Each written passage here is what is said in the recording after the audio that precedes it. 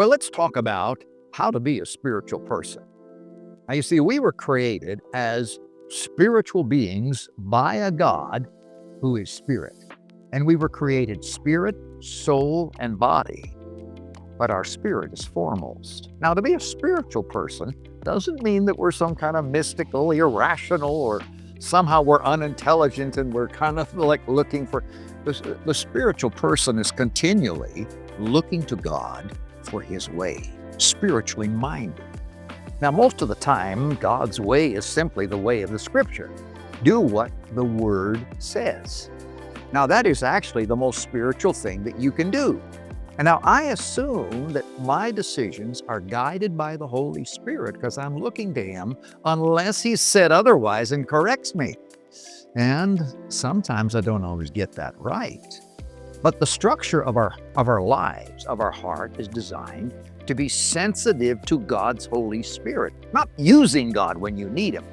We are all influenced by the Holy Spirit, but the challenge is in our minds to become spiritual. Paul said being spiritually minded is life. Let me give you a very practical illustration.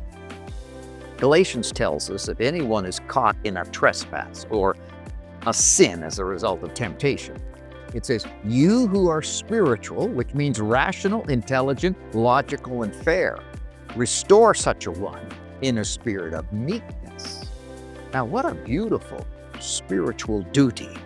The Galatians scripture adds a reason for this concern on our part. It says, each one looking to yourself so that you too will not be tempted. And if we sin, we would want someone to help us find our way back, wouldn't we? Now, we're not infallible. And whatever sin one person commits, we could also commit that sin.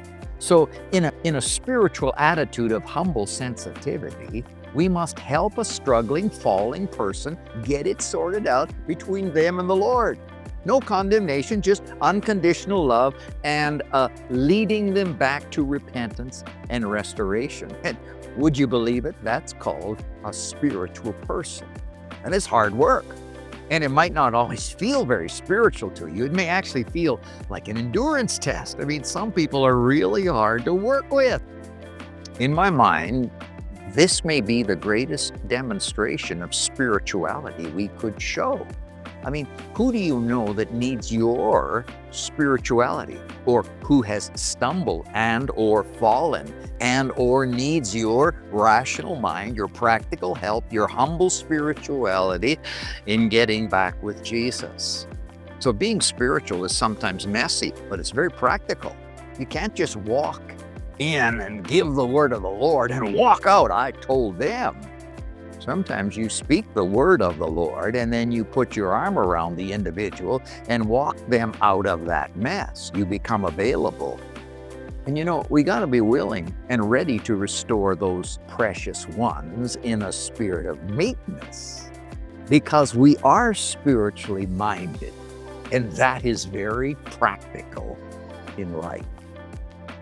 Father, I pray that you would inspire more spiritually minded people to be healers. Lord, to be the word of the Lord to people's lives, to be encouragers, that the Spirit of God in us would draw us to bring others into better relationship with you. In Jesus' name, amen. God bless you today. Hey, thank you for watching. If you'd like to see more content like this, more videos, go to our socials where we post every week, or to our YouTube channel and share and like it and help us bless other people's lives.